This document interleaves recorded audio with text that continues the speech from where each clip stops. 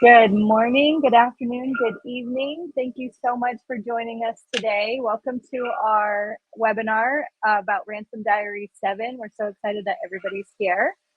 I'm Julia, head of marketing, head of Analyst One. And before I introduce our speakers, just a couple housekeeping items. There is in the comment section, if you want to drop any questions that you have for John, put them there and we'll answer them throughout the course of the webinar. And then with having said that, I'm going to introduce first John DiMaggio, who is the Chief Security Strategist here at Analyst One. He is going to be our main speaker today. So welcome, John. We're very excited to have you. And then second, I'm going to introduce John Fokker, who is our Head of Threat Intelligence at Trellix. Hi, John. Welcome. Hello. John is going to be a moderator today. So with that, I'm going to hand it right over to John.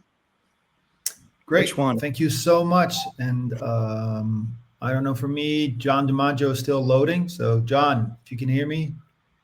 I hear you. I don't want to fire off all the questions, but before we start. Yeah, I hear you. There he is, the man, the myth, the legend. Hey, John, thanks for co-hosting today. I appreciate it, man. Oh, yeah. My pleasure, man. You had me scared for a second. I thought, like, okay, is somebody trying to trick you already? Because you do have quite the reputation of talking to a lot of folks and maybe pissing off the wrong people. And that kind of gives me, and thank you for the opportunity to speak to you as well, because this is a topic that's close to my heart. And I've been, like, after we've done our Black Hat talk or our DEF CON talk, it really, I could see your passion in that as well. And it's funny because we're talking about Vasinskyi here. You have been interviewing a lot of cyber criminals, but you mentioned to me in the backside, like, hey, Vasinskyi, he's like a down-to-earth, humble guy. He's pretty direct. And you said he was mostly reliable, right? And like the fact that you've been tracking a lot of cyber criminals, what was it about this personal contact that allowed you to build that level of rapport and trust with him? And how did that feel with you? To reconcile his apparent honesty with basically the enormity of his crimes? Yeah, well, it certainly isn't the norm. When he reached out, I got this email from the federal prison system, and I honestly thought it was spam. It came into the general email box at Analyst One, and when it was sent to me, I was like, I don't know about this, but I checked it out, and it was a legit domain, and so I created an account on the domain, and sure enough, I had this message, and it said, "Hey, I read your work." I don't know if you know who I am. I was involved with REvil. I'd like to talk to you. And originally, it wasn't about telling his story or doing any research around him.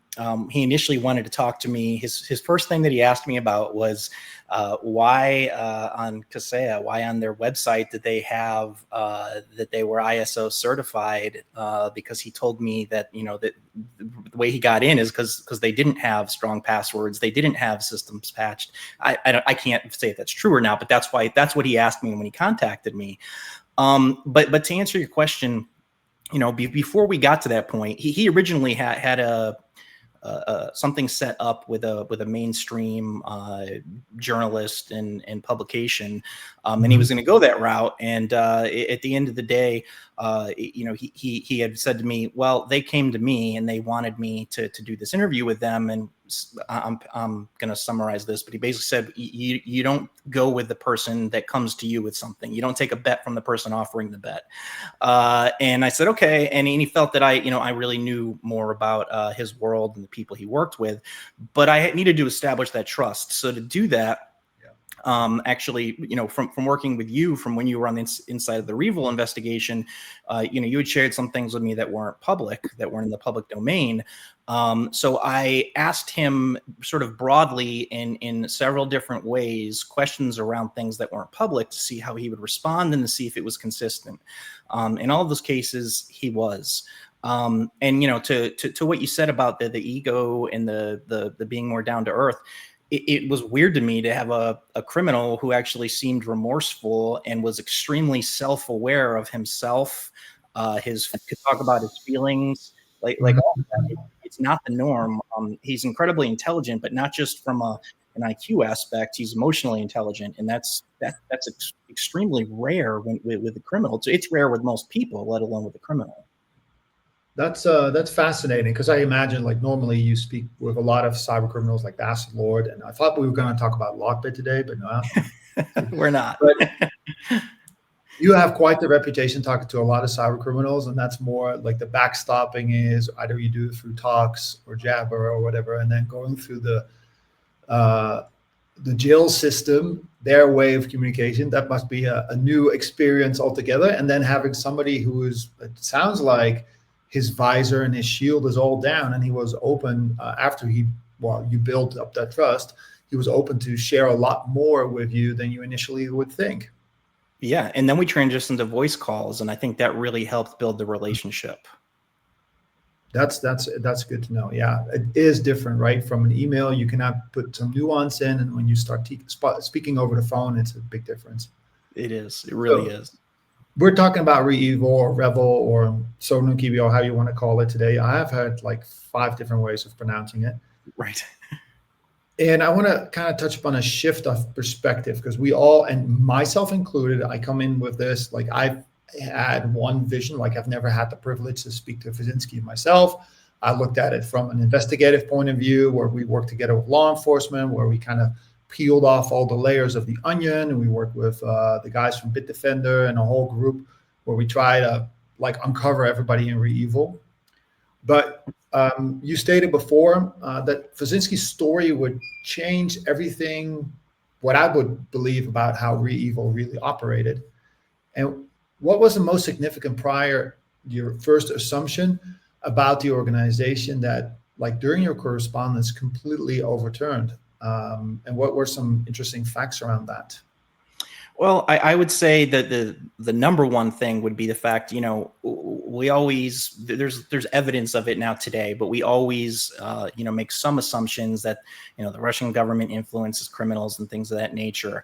But what was really different for me that changed my perspective was the extremely detailed, his extremely detailed account of what actually happened and the level of involvement from Russian intelligence in that attack, to the point where, as opposed to, just having influence, it was that they were actually driving the actual attack, choosing the target, and looking for a specific outcome, that ended up actually getting a little bit screwed up from what they wanted. But that was not the public story that was told.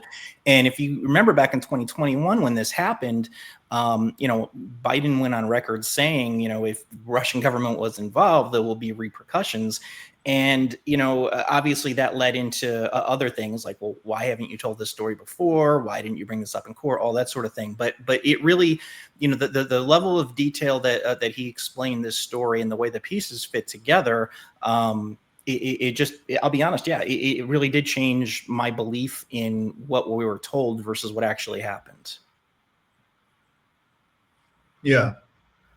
That's when you told me this story, I was surprised to a certain level, but also, like, I understand, it's like, I didn't know this, but I also wasn't super surprised, because we've all read the Conti leaks and all the other leaks, and we looked at Black Basta, and in all those conversations, you see that there is some level of influence woven through, and from the state is woven through in those conversations. So you can see that there is a level of influence. With REvil, we never had the pleasure or the privilege to see all the communication. We did get fragments and things, and it was from the outside a pure financial operation, right? But knowing that you had Evil Core and you had all the other groups at that time that were quite prominent and that had government tie-ins, we're not really surprised. This is happening. And anecdotally, like when I was still with the police, with the Dutch police, when we investigate a lot of high-profile Russian cyber criminals, if they reached a certain threshold of income from their illicit activity, you will stand out. And yeah, you would have that there's some kind of influence. And looking at it, it's not, for us, like, it's one of the hypotheses that we have. I'm not saying it's absolutely true, but I try to be an analyst in that way, try to have multiple hypotheses. But having cyber criminals act as a proxy, that is very plausible. Well, And it's nice and deniable. yeah, the other thing though with that is, they didn't go into this originally with this end result of the Kaseya attack. They started recruiting him. I mean, he was 15, 16 years old on the forums, and he was doing, hacking jobs, and, he started taking in requests. And one of those requests that he would get, he would start to see a repetitiveness. And it was never the same person, but what they would do is they would ask for something to be done, and they would be very detailed with follow-up questions. And then he said they would disappear, and then another account would come back maybe 2 or 3 weeks later and ask the same thing without questions and want to move forward. And what he understood, it was almost like they were creating like an RFI internally to figure out how they wanted to do this to get approval. And then once they had that, they were coming back and saying go. And all of those ended up surrounding some form of election hacking. And I don't mean just the US type of thing, but from around the world. And he said all the governments that they were involved with were adversarial to Russia. And he started putting 2 and 2 together. By the time he's going into REvil, they knew who he was. He knew high level who they were. And once he was in REvil, that was a very appealing situation for them. And it was more of, now that they had this opportunity to influence and to use that almost like a weapon, that this sort of plan was devised. That's fascinating. Yeah, I think you and I both have a lot of experience with RFIs and from government entities. So yes, I don't miss that.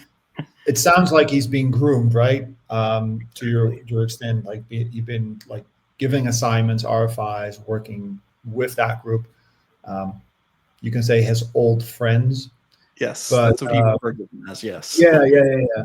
But did he do this all willingly, or were there also ways to put additional pressure on him?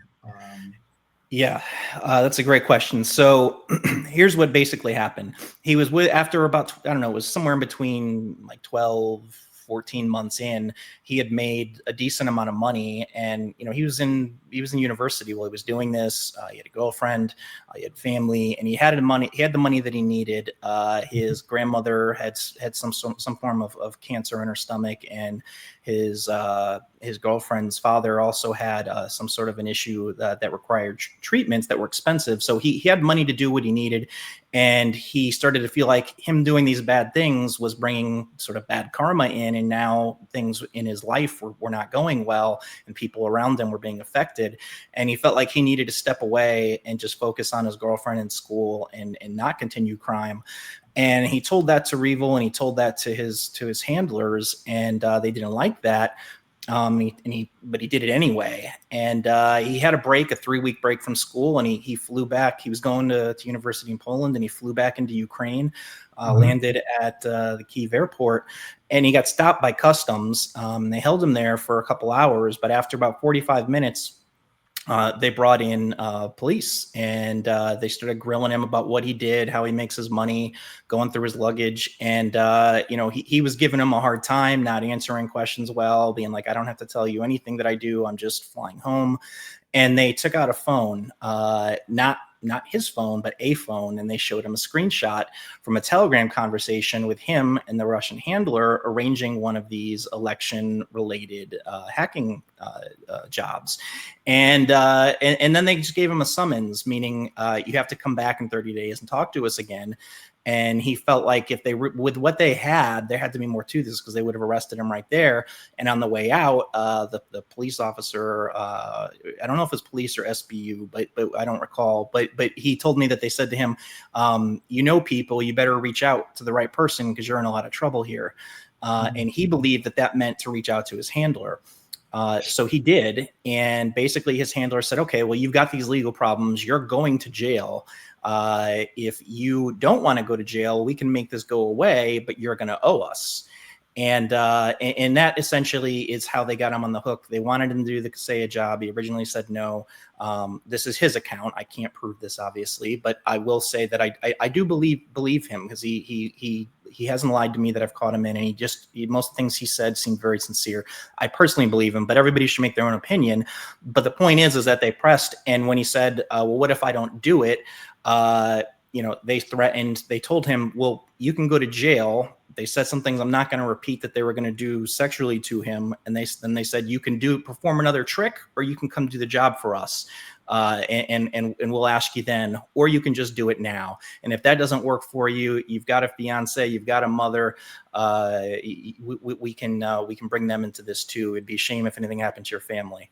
And at that point, he was scared. He even, according to him, reached out to the FBI, emailed the FBI. This was 2 days before the attack, so there wasn't a lot of time for them to respond, even if they wanted to. Again, I don't have a way to validate that, but somebody could if they knew the email address that he used to do that. But yeah, that's what happened that led up to it, and he felt very forced to do that. And I can imagine the stress that you'd be under. I've thought about it many times, what I would do in that situation, and it's hard because you're amongst very bad, powerful people at this point. You got yourself into it. You're not innocent, but at the same time, what do you do now? It's tough. Yeah, that's true. It's like we don't know if it's true, right? But he felt the pressure, and that's undeniable, right? You cannot deny what he felt at that moment, and it's like, it sounds almost like a movie script, man. It's pretty intense. It really does. Yeah, I don't know what I would have done in that situation. It's like watching Mobland or. Yeah, they were following him around. Yeah. And one of the things I did, and this is minor to validate, he told me they were following him around at a shopping plaza. And one of them he just kept staring at until they went away. And he told his girlfriend who was with him, watch, someone's going to show up again soon. And as they're shopping, they noticed a maintenance worker, and they were looking at a store, and they were reading something about a tour, but the store had closed. It had been closed for months, and that person that was reading it wouldn't have been something applicable. And then there was a shopper that had a Sephora bag, and he said that there's no Sephora in that plaza. The closest one's about 25 minutes away. Even if you came from one shopping place to the other, why would you carry, the bag with you?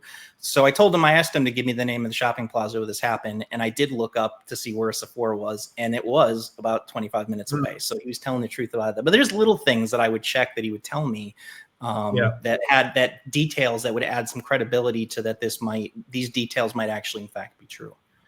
Gotcha. So in the beginning, you touched upon slightly about Kaseya and ISO, the ISO ratings and all that stuff. And let's pivot a little bit into Kaseya attack, because Vasinskyi played a very technical role, but with everything you described right now and our conversations beforehand, you mentioned that he also had a feeling of guilt. So could you describe a little bit from his perspective what he told you about his involvement and the contemplations that he had and the doubts during this attack? Yeah. So the reason that he didn't want to do it, obviously he committed tons of ransomware crimes, so it wasn't an ethical issue.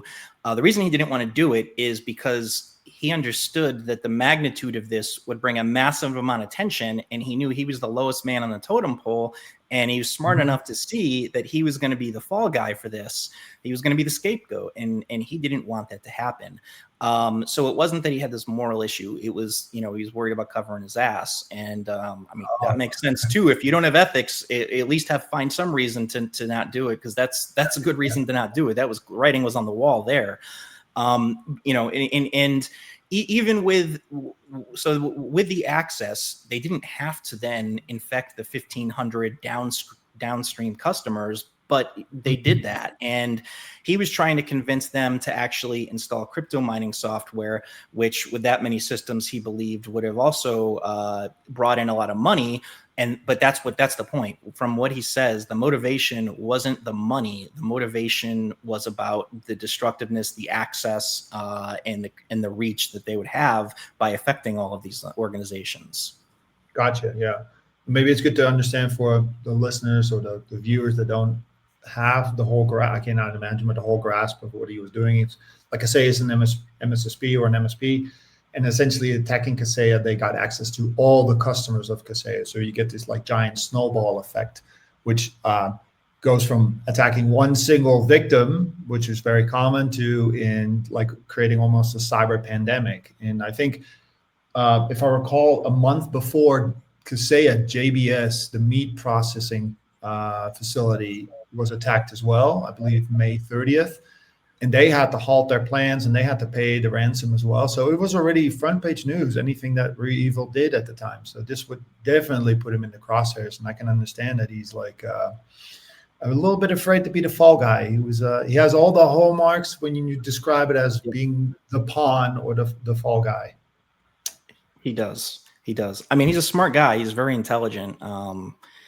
But he sure wasn't smart about what he did as a young person. But that's the other thing. You got to remember, when this all started, you know, he was like 17, 18 years old. I mean, I think he's 25 today, you know, I mean, and he's been in jail for 4 years. So, I mean, think about it. I mean, you're young, you make mistakes, you do dumb things. He just made one that was at a global level and had that sort of visibility. And now he's got, you know, 13 years in prison and 16 million in restitution that he has to pay. Yeah, that's quite significant. Like I've dealt a lot during the police with it's quite common to see younger individuals kind of lacking a moral compass. But yeah, what strikes me of him, even though he committed the attack, and you can argue that he was under pressure, but the fact that he could think about the consequences and he knew how far it would reach, that's something to be said for somebody at that age. Very often we see the opposite, that people are just trying to do it and they try to have the bragging rights. But he seemed like a pretty seasoned businessman in that, or businessman, if they would call it in his terms. Well, the other thing to remember is, you know, this got screwed up because REvil demanded $70 million ransom, and that caused a lot of problems. They didn't intend, that wasn't the point, was the ransom. REvil was the cover for this operation, and that caused a lot of conflict too.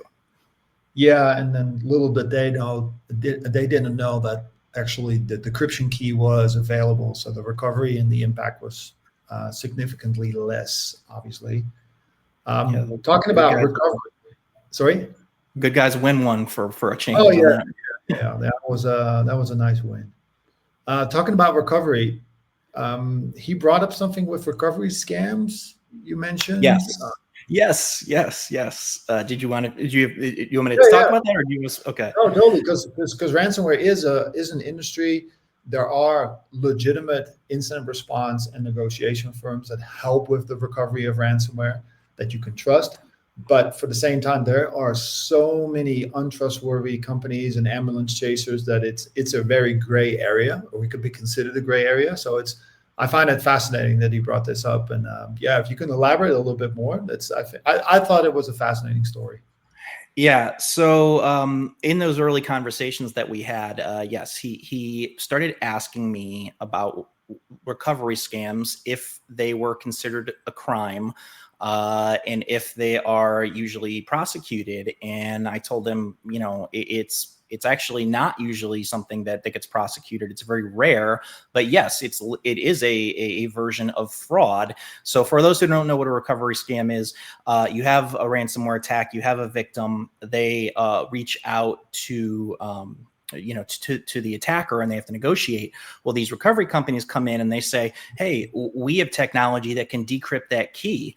And you can just buy the key from us and you don't have to negotiate. And what they actually do is then that recovery company goes to the bad guy and they talk to him directly. They buy the key. Let's say you spend $100,000, I'm making these numbers up, $100,000 on it. And then they come back and they tell the victim that, oh yeah, this cost 1.2 million for us to do for you. Well, the truth is, without quantum computers, unless there's a vulnerability in the encryption of the locker, you're not going to be able to decrypt it. And this is a myth. This is fraud. They're lying. They're making a profit. They're not being, above table with explaining how they're doing it, and they're making a profit. And I put this together. He didn't say this, but the reason I think that he's asking me about this, he told me, okay, yes, because this would happen, and I would see later that much more was paid by the victim than what I charged for the key. And when you have to look at Vasinskyi's restitution, 16 million, if this happened multiple times, like he says, there's probably $3 or $4 million in there that the recovery companies were also, basically an accomplice in stealing money that he's on the hook for. Again, he didn't say that. That's me piecing together the details here. But I think that was his point and why he was wondering. And I asked him about it, and he said, I know that those logs of those conversations are available, and I didn't understand why that was never brought up in my prosecution. Oh, that's an interesting point. And I can confirm, like, I've done other cases in the past where we had companies advertise that they could decrypt. And then sure enough, some victims would actually call these companies. And then we eventually in the investigation obtained the back end with all the chats. And that we could see that the actual recovery company was chatting with the threat actor, trying to negotiate a deal, and then go back to the victim and then said, like, hey, it's going to cost you X amount. And that's just profiting from a very bad situation. So there's a special place in hell for those type of people, in my opinion. But agree. Yeah, that's unfortunate, but these things happen. There's a lot of people that like to profit from somebody else's unfortunate situation. It is, and it's interesting to see the ransomware criminal actually, complaining about it and sharing what actually happened on their view. Because usually with these recovery scams, you only see maybe the victim side, but you don't ever actually see the other criminal involved. And in this case, we actually say how it impacted that criminal, and no one's going to feel bad for you. But at the same time, like, you should be up on top of these things when they're going on, and understand that, when you extort someone, you're now responsible, whether other people get in on or not. You're still responsible for it, and that's the part I don't think he got. Yeah, it is. It's bad for business. It gives off a bad look. It's like if you like Mikhail Matveev with his Babuk decryptor that was faulty, and it kind of corrupted the files. Yeah, Vasinskyi, our well-known person, and then he got pissed off at Babuk, at the coder, because you're selling a faulty product, and my name is, and like, my reputation is being damaged. So it's bad for business. I do want to highlight for all our viewers, if you have any questions for myself or for John, you can place them in the comment section, so we can jump into it. I know we talked about it at DEF CON a little bit, and that's the structure of you. Like, obviously, we have Vasinskyi. He was affiliate number 22. There's a whole structure of affiliates, and there was a structure of admins as well. Some of them are visible because they were advertising on the Russian forums, on XSS and Exploit. Somebody like Unknown was very known. But we had others, right? Bitcoin, and we had the people building the backend with Not Found and Sushlek or Eddie Bravo, and then our code as the actual coder of the REvil binary. But what are your thoughts on the disappearance of Unknown? Because REvil we've had the intervention from we suspect U.S. Cybercom. Then there were, in the January, just predating the war, there were some arrests, which I looked at the arrests. There were not high valued affiliates. There were lower tiered individuals within the crime group, but Unknown kind of like disappeared from the whole scene. So what are your thoughts on this? Yeah, so everybody sort of associates me with the whole Lockbit thing. That's kind of what I'm known for. But what people don't know is that before Lockbit, my unhealthy obsession was with Unknown in REvil. Every time I talk to a criminal that was affiliated with REvil, that's always the first question I ask them is, what can you tell me about Unknown, and what do you think happened to them? Vasinskyi is the first person that gave me an actual story that I thought fit. What Vasinskyi told me was that, as I mentioned earlier, the motive of this was the reach, the access, and the destructive properties of this attack. REvil, so Vasinskyi was sort of the architect of it. According to him, Russian intelligence was the orchestrator, and REvil is sort of the fall guy, the face of it, to take the blame, to pull it away from Russian intelligence. And Vasinskyi, he thinks that the reason that Unknown disappeared was, I mentioned that 70 million ransom. He wasn't supposed to do that, and it screwed things up, and it really pissed off the people who had spent all the time to make this happen in the Russian government. And 2 days before the attack, Vasinskyi went to Unknown and said, "Hey, look, I'm worried about how this is going to go after we actually have the attack and what's going to happen to me. I need to disappear. Can you help me?" And Unknown gave him a contact, and I was able to validate that the handle of this contact is real. And I did view the forum post where this person, one of the things that they sold was making you disappear, getting you new legitimate credentials, and getting you protection from the Russian government. Now, it wouldn't have worked for Vasinskyi because of that, the protection part. But the point is that Unknown knew all this. He had this whole thing laid out and told Vasinskyi about it. And then 2 days later, when this goes south and really powerful people are upset, Unknown suddenly disappears after the attack. And he believes that he used that access to basically get a new identity and to get to an undisclosed location away from all of this. And so I asked Vasinskyi, I said, there's a lot of theories that, I don't remember his name, but one of the guys that were, one of the few ransomware criminals that were arrested in Russia that were associated with REvil, people believe that because he disappeared on July 8th, that was him. And I asked Vasinskyi, that guy's name, I said, is this him? And he said, no, that's Bitcoin. That's not Unknown. He was a major player, but that's not Unknown.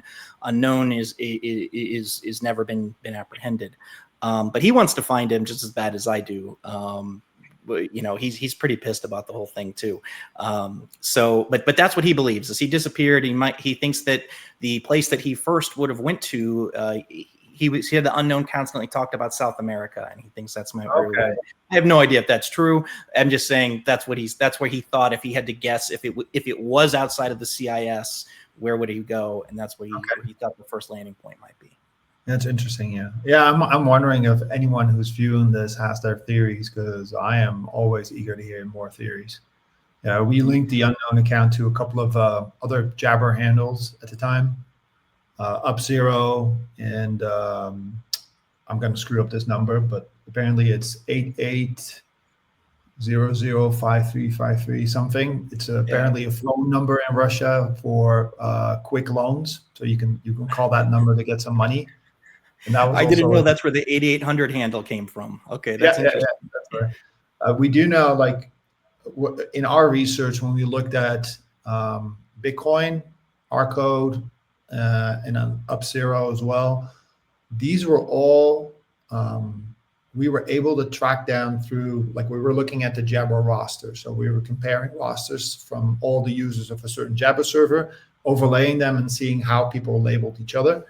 And we were able to establish that there was a very old forum called vxlab.info, and not to be confused with our friends, but that's where we believe, from our side, we believe that they all met, because they were already sharing stuff and they were talking about malware at the time, and that was almost 8 to 10 years before the REvil attacks took place. Wow. Okay, that's interesting. Is that forum still around? No. Okay, too bad. That's too bad. Yeah. That's the first thing I did. It's like, see if it's still there. Let's see if we can get some info. No, there were, I don't even know if it's still there. There were some, they actually used Blogger in some of our research. So the Blogger pages. So we saw something where actually Rcode or Morgo commented on something that Bitcoin did. So you could see some initial interactions. And that's what I love about the internet, right? It doesn't always forget. So it's funny they would use Blogger, though. That's what they would use. But I found early stuff from Bastard before he was in Ransomware, where he was making posts about how to do, like, carding and different cell phone and account hacks with social media when he was like 14 years old. It's funny that these guys would use stuff, that kind of infrastructure that could easily be accessed. And you know what it is? I've seen this time and time again. When people start doing cybercrime, and it doesn't matter if you're in Western society or in Russia, it starts with an interest. It starts with, like, you find a community, you get an interest into solving problems or to breaking in stuff or to circumvent a serial key for a game or whatever. There's something that piques your interest and you kind of go down that rabbit hole. But from the beginning, you don't think you're going to be this mastermind, right? You're not thinking about OPSEC in the beginning. And that's a very successful strategy, is to go back and to compare like handles over time. And then the further back you go in time with the older forums, the more chances are that they're actually leaking some or making OPSEC mistakes and leaking some valuable information that you can link to an individual. Well, they always say that sort of marijuana is the gateway drug.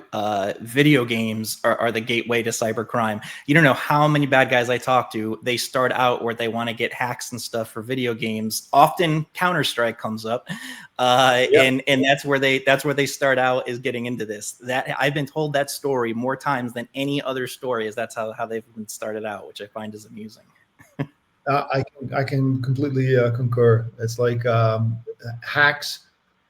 Finding out in the age of like doing online gaming, denial of service attacks, booter servers, figuring that out, because you can't win otherwise. So you want to just lag the other person, lag their internet connection. So that's things that are, I've seen, and I've had interviews with suspects that were responsible for large denial of service attacks, and they learned everything from just on gaming forums. And then from gaming forums, then on, it's like your gateway hack forums. It goes into like rat tools, and before you know it, you get more serious.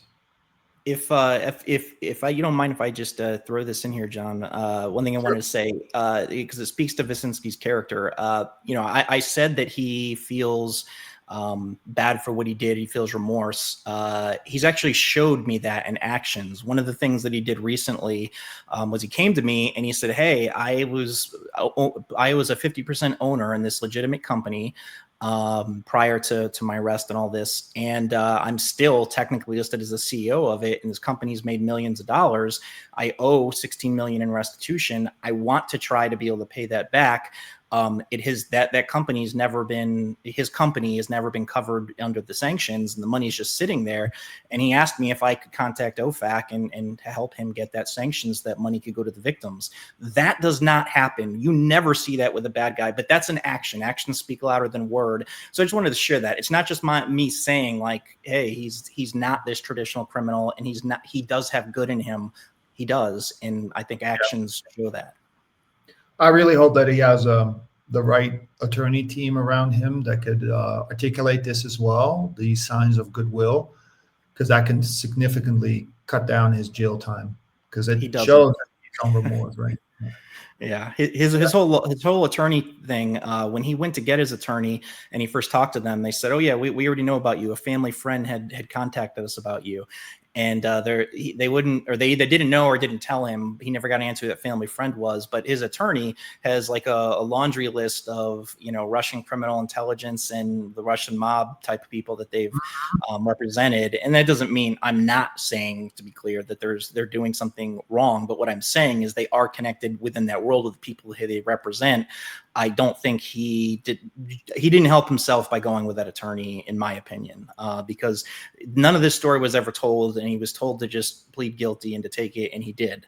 And I think that was a mistake, because he'd still be in jail, but he probably would have got less time if he could have gotten the judge to actually believe some of this, or validated that he emailed the FBI before the attack. That probably would have taken into some consideration, and maybe he would have got 9 years instead of 13. I don't know, but I'm just saying I don't think that he was smart in that move with his legal representation. Well, who knows? Maybe there's a good attorney listening to us right now, and they see a good case. I hope so. Make for a good story. It would. I just want to really see victims get their restitution. That never happens, and I'd really like to see that happen. And in the actual court transcripts, when you see the victim testimonies, like, it's not just about money.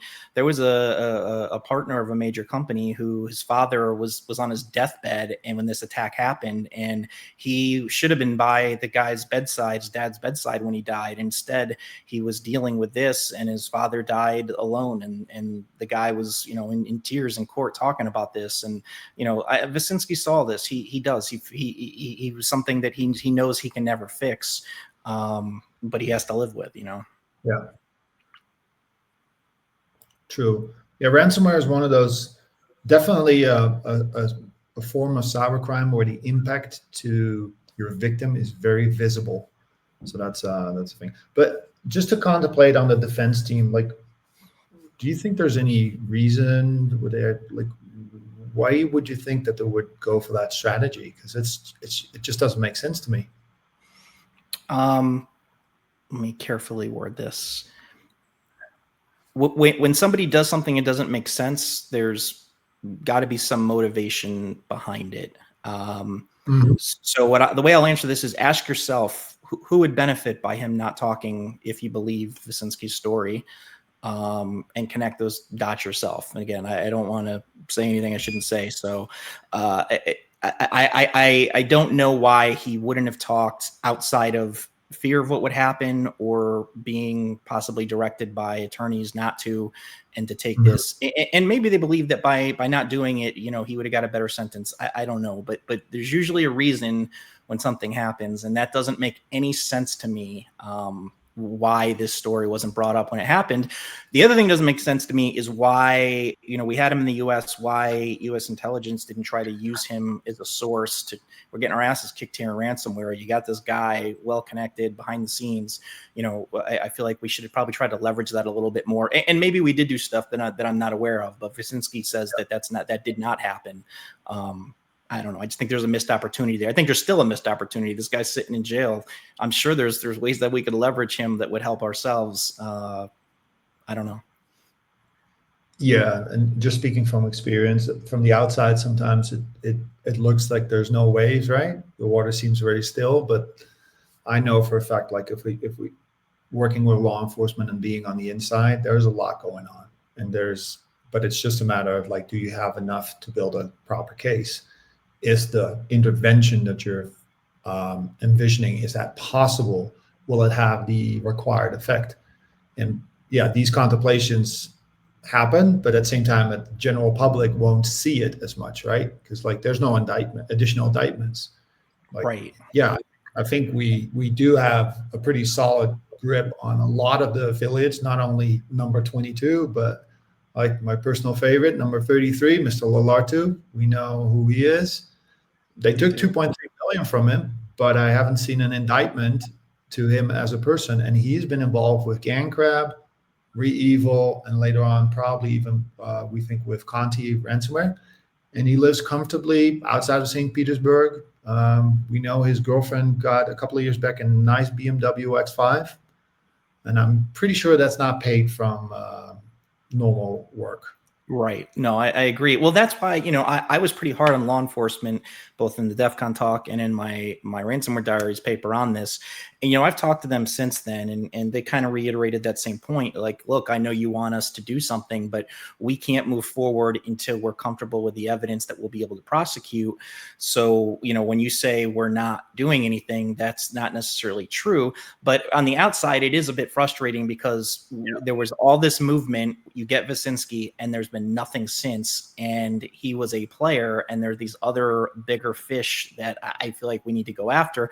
And I'm letting off the law enforcement side a little bit. Well, one, because I want to be fair, but two, the other side of it is you have, the resources are not the same that they were before he was arrested. That's a fact. Like, you don't have the president of the United States talking about this. You don't have people focusing on it. We've moved on to other things. But I just think that these other big players, just like you said with Lartu, they don't go away. They just change faces, and they keep doing the same thing. So to think that, okay, we're going to move on, we're not doing ourselves any favors. We have to get these guys. And I understand we can't arrest most of them because where they're protected sort of in Russia, but there are things we can do to make their lives more difficult. You can name them, you can indict them, you can sanction them, you can do things to make life tougher for them. No, that's absolutely true. And then we do have to give a little faith to the guys at the FBI and Europol, because I know firsthand they're working overtime to find these things. And imagine just having the way it works, in my experience, is you see affiliates going on a growth path, right? So the affiliates that started off, let's say, and then we're talking about 2021, and then GangCrab was 2019. Like, people that started off at that moment in time and grew. Those are your kingpins now. So building additional evidence, build a case, and then taking them down. And you don't want to indict somebody on not really a strong case, because when push comes to shove and you can actually apprehend the person and put the silver bracelets on, you want to make sure that you're very confident that they go to jail, that they can do the crime or do the time. Well, maybe they were getting ready to make an arrest and then they got doged. Who knows? I don't know. Couldn't help it. It's too easy. No, I do think that there's a lot going on, and this is an ongoing threat to the U.S. and to Western society. We've done at Trellix, we've done extensive research into and together with actually the Belgian CERT, they were really, really prominent on this. Like, hey, look at all the publicly disclosed ransomware victims, and obviously there's many more. And if we look at where they're from, what kind of company they are, the victim size, and then which country, and what's the GDP of this country. This is a Western world society problem at large. I'm not saying that there's no ransomware in Brazil or South America or even in Russia, because there is ransomware in Russia as well. But it's definitely something that is a menace. And circling back to your point originally, let's say 10% or 20% is true. And what we've already known from Black Bossa, from Conti, it is a tool. It is a tool as a proxy. A nation state can use cyber criminals to act as a proxy on their behalf. Very similar as to in the kinetic conflict, where private military contractors are acting as a proxy for a state, because you have plausible deniability. You can say like, oh, they weren't under a direct command. They went off on a limb. It's not us. And you could actually come in and say like, okay, we'll fix this as a nation state. But at the same time, like we've researched the Conti leaks, and we saw that there were after Academy, Blackwater, and there were literally chats saying like, okay, what do you want to do? Do you want to lock them up? And they said, no, let's exfiltrate the data and give that to the other office, which probably are referring to the old friends of. Yes, exactly. It's sort of an ecosystem that feeds back into itself at the end of the day. Oh, totally. Yeah. And probably, and this is something that's recurring in our industry, right? We can analyze what has happened, how a threat actor has done things and all these things, but the actual motive behind it, the actual why, that's very difficult. And sometimes maybe even the threat actor, like our friend here, doesn't know the actual why in detail, because he's also maybe a pawn in this greater game. Yeah, it's very easy to look at a financial crime and be like, oh, there's the motivation. And that's a mistake I think we make with ransomware, because it's not always the motivation. Sometimes there's more to it. Yeah, totally. Let's see if we have any questions. No, it's been quiet. People, feel free. We still have about 10 minutes. So, John, I do want to, you said beforehand, like in the research, that the federal sentencing for Vasinskyi was quite long, 13 years plus. You found it almost disproportionately long. Well, I want to clarify. It's not. I think we need harder sentences on ransomware attackers. It was just noticeably different compared to similar cases like that in the past. And when we go back to this one, got up to the level of the president of the United States after the Kaseya attack. It was made. Ransomware was made a national security threat, and we went and we got him. But you know, it just seems like things are just a little bit different now today. Okay, so looking at this case, right, and I know you have your thoughts. Vasinskyi is more or less a pawn, got 13 years. What would be your ideal outcome? How would you envision it based on your ransomware diaries, the things that you have uncovered? Do you expect, like, hey, law enforcement is jumping on this, or the intelligence community, do they want to do something more with this? Because I feel like you're pulling on a thread and there's more to this story. Yeah, I mean, I think that we need to have consistently tougher sentencing against ransomware criminals. But I also think that we need to try to leverage sort of like when you get a worker bee, meaning the guy conducting the attack who's not necessarily the brains behind the attack, we need to try to leverage that, even if it means a lesser sentence, if it leads to the arrest of more damaging criminals. I think we need to work that. And I feel like there, at least in this story, there's definitely things that were left on the table that I think we could have really benefited from. So I think we need to have, I'm not suggesting that criminals should get less. I'm saying the opposite, that we should have more. It was just a stark contrast in Vasinskyi's sentencing compared to other criminals. And I really believe it's because it was such a high profile case. It to me, it will look like, okay, here, we need a face for this. We got one, and let's move on. And I don't think that is how it should be. I think that we should be going after the heads of the snake and not just going after the smaller pieces. And we should have heavy sentencing with that and make it more apparent that if you do these crimes, you're going to do the time. We see ransomware criminals that get 3 to 5 years. And I'm like, look at the damage they cause. They should get more than that. We have one instance where someone's gotten 13 years, 16 million restitution.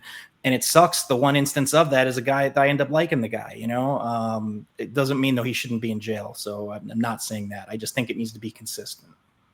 No, that's a good point. And hopefully the outcome from your book, from the Ransomware Diaries, from our presentation, from this webinar would be that somebody's listening and they're like, hey, okay, let's pull on that thread and see if there's anything else that we can see, or it actually is already happening and behind closed doors and we don't know it. Yeah, I hope so, because it's one of those things where, like I said, we need to be hard and swift with justice when it comes to ransomware criminals, and we get so few of them that when we do, examples should be made in every case, not just on the ones that get a lot of public focus. Yeah, no, that's a good point. And then you've obviously you've corresponded through email. You phoned with Vasinskyi. Have you actually met him in person in jail? No. So I want to visit him. I talked to him yesterday. I talked to him 3 or 4 times a week. Oh, wow. Yeah. I want to go visit him. I'm legitimately friends with the guy at this point. Like, my research is over at this point. I want to help be a good role model in his life. Again, he's a young person. I want to help him to lead a straight life and not return to crime when he gets out. And I would like to be able to go visit him a couple times a year. And for reasons I do not understand, the warden himself got involved and to deny my access. I've applied twice now to visit him, and I was told that I will never be allowed to visit him. And it baffles me. I do not understand why. I'm a researcher. I'm not media. Yes, I wrote about the story, but I'm not looking to benefit off of some guy in jail to get myself lifted. Like, I legitimately want to help this guy not return to a life of crime. And it bothers me. If you can't tell, I feel very strongly. It bothers me so much. And I can't get an answer as to why I can't visit. At this point, I don't even get responses to my emails, but it's very frustrating. Yeah. It seems like, the justice system is more aimed to be punitive, like punishment, versus rehabilitation. Because ultimately, you want this individual to be on the right side. They have done some horrible crimes.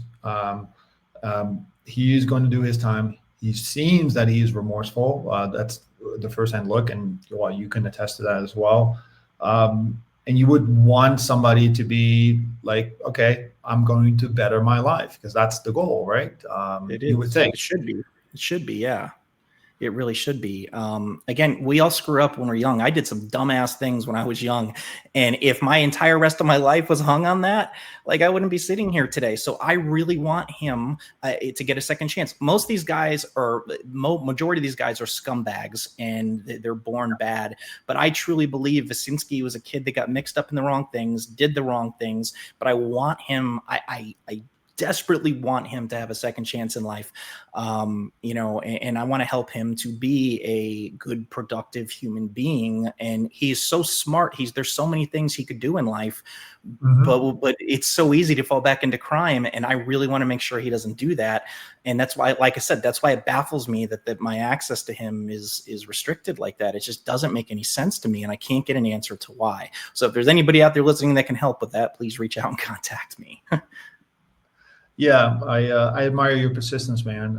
It says a lot about you, and it says a lot about how you care about people. And it seems like he changed from a source to somebody that you actually would consider to be like as a mentee. You would mentor him into keeping on the straight and narrow.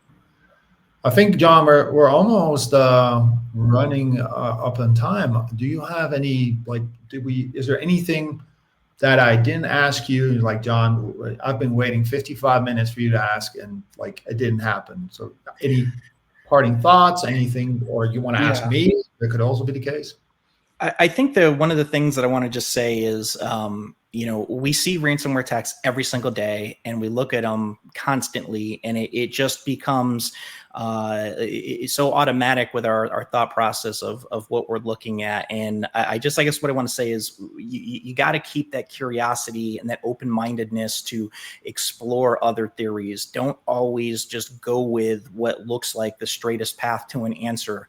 I think we miss a lot by doing that, or getting into the mindset that this is what it looks like, because it is not always what it looks like, and there's often more to these stories.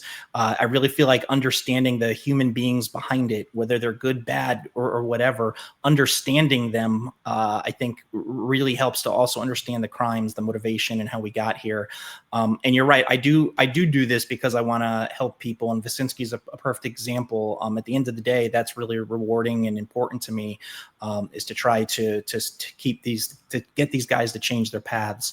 But I guess the last thing I would like to ask you is, you worked this for years. What do you think of hearing Vasinskyi's story? Obviously, you don't have that same personal connection, but what do you think when you hear this? Do you think that it's plausible?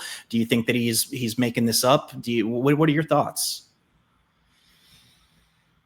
Yeah, that's an excellent point. Like, obviously, we investigated this together with the police in Operation Gold Dust, which was the Gang Crab investigation that turned into REvil. We looked at it from a pure technical point of view, like, hey, can we link a victim to the perpetrator, or through the mechanism that REvil had designed? They were fantastic in keeping score. Their accounting system was, something we haven't seen before, how accurate it was. So that also was a double-edged sword, so it helped against them. And I can admit, like, when we saw number 22 and we gave basically all the puzzle pieces to the authorities, we were pretty happy. We're like, okay, we solved this crime. And that's even like, and then grabbing back to my background as a law enforcement officer, yes, we solved the puzzle, but we don't know the person behind it. Like, and that's, I do find it very interesting. The things that you shed a light on the individual and told his story in a way that I'm like, okay, yeah, this makes sense.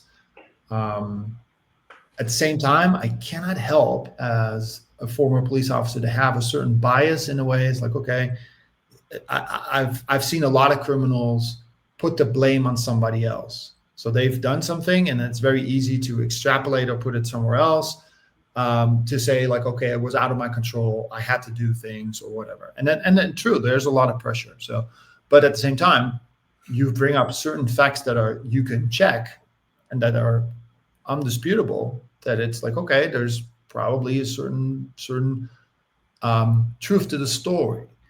Could it be that he felt pressured, that he felt he was an asset? There's always the difference, right, to what a person feels and what actually is happening. So yeah, you can feel intimidated, you can feel things, and it might actually be your own feelings, and it's not necessarily the case or the intention of the other, but it's about your feelings. So it's very hard, like, I'm going a long way around, but I think there are certain elements you can check, but overall it displays his feeling of being in that crime group and the influence from a state actor and the things like that. I do think, like, from a prosecution point of view, like if we want to investigate this, we need more data points, we need more things, and maybe other sources to say the same thing. So let's say Lolartu reaches out to the FBI, he becomes an informant, and he says things that they can check and that actually confirms his story, and you have multiple sources. I think then you have a stronger case, because right now it's just his word with certain points you can check. Saying these things, and these are pretty big accusations, and I'm not saying it's not true, because it is a plausible, we had it as a hypothesis too, but you will need more data points, more evidence to support this theory. More work to be done. Yeah, but I do think, like what you said, like for the person, showing the actions that he has taken after his incarceration and the things that he's been showing, that shows a person that has remorse and that wants to better their life. So I really hope that like he can get an expedited sentence, or like that it can be shortened in a way, or that he could find the right legal assistance that will help him build a case if he's really planning to be on the straight and narrow. Because everybody in these cases, he shows that he needs a second chance, and he's doing the time now. So if there's anything that will work in his benefit, as he can show that he is bettering himself for society, I think within our community, our cybersecurity community, we have many individuals that have been on the black hat side of things and have turned their career around into a very successful cybersecurity career. So I can only hope that would be his path in the future as well. Me too. I would love to be able to have him on the good guy side one of these days. He'd be good at it too. Okay, and I think with that, John, we come to the end of our webinar. Thank you so much for allowing me to grill you with questions and being the moderator. It's been a pleasure. And, nobody could have done it better, John. Thank you for doing this. I haven't had to plead the fifth, so I think we're in a good spot. Right. Well, thank you, man. It's been a pleasure working with you. Thank you all.